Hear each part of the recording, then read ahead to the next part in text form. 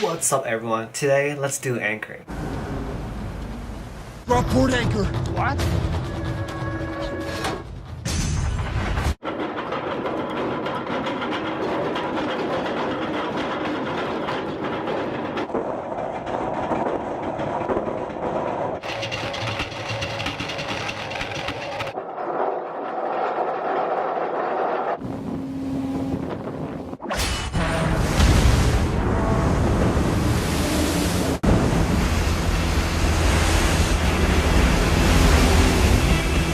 So there's a lot of types of anchor out there. The most common type nowadays on merchant navy ships, especially large ships, are the stockless type. And that's mainly because the design is flat and can be stored away easily. Usually you see it tucked away just beneath the bow. This one here is our spare anchor. A stockless type will have its crown, the arms, the flukes in one piece. It's designed to pivot on the shank. The shank is the term for the centerpiece. Contrary to what many believe, the anchor actually don't hold the ship. The anchor only digs in the seabed and holds the chain. It's the length and the weight of the chain that holds the ship. It's all about horizontal force. Later, I'll show you guys how it works. Now, at the fore station, we've got two anchors, one on each side which can be lowered or heave up, controlled by the windlass.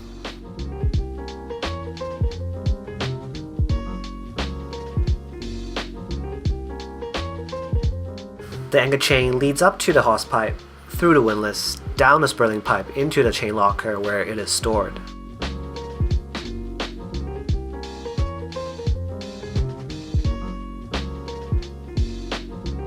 Here is the chain locker. Normally it's kept closed, but today I was following the chief mate for a visual inspection.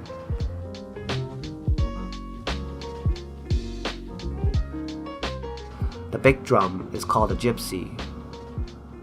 Some item of interest here are the guillotine bar, also known as a bow stopper or pawl bar. Traps in the holds the chain in place in case the brake fails.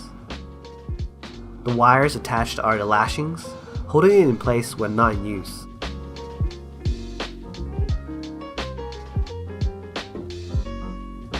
By putting the dog clutch into gear, we can either heave up or lower the anchor. Windlass is the term for the whole system used to heave up our lower anchor and mooring lines.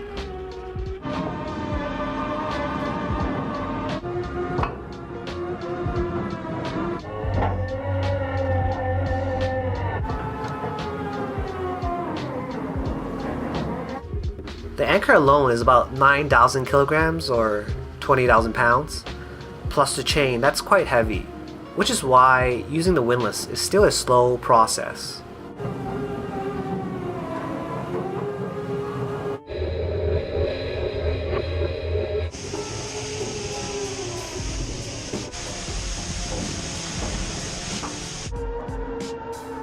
Heaving up the anchor is always going to be slow, but for lowering the anchor there's actually another way, a faster way, which is to let the anchor fly out.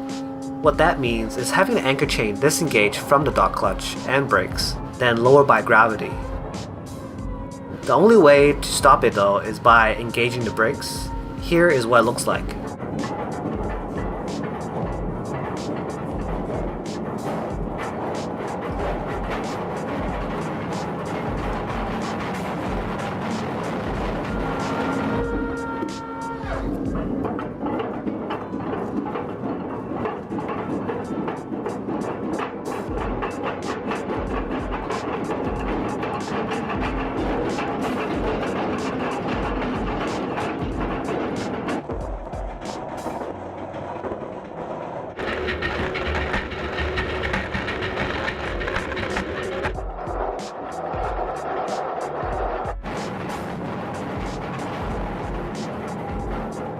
As you can see, it's quite violent. Lots of vibrations, debris flying everywhere, and a lot more risky than just by motors.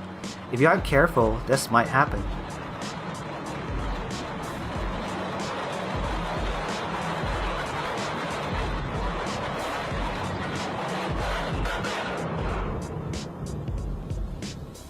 If we still have the anchor, well, brakes on tight, bar down and pin in, securing the anchor.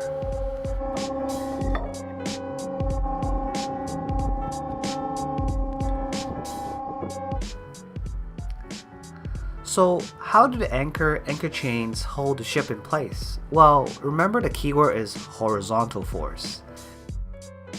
Casey Neistat time. Let me show you from the beginning. The ship should always be downwind or down current, whichever is stronger, slightly drifting backwards so that when an anchor is lowered into the water, the crown catches and set onto the seabed, with the engine or the current walking the ship back to pay out the chains.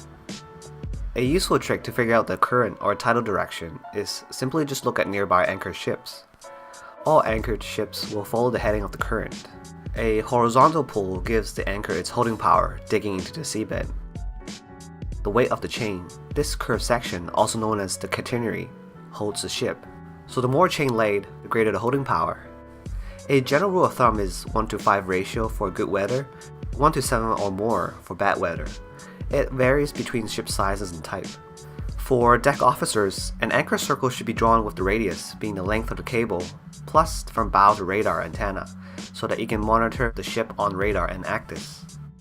Well, we drop our anchor, plus how many cables we laid out, plus the ship's length.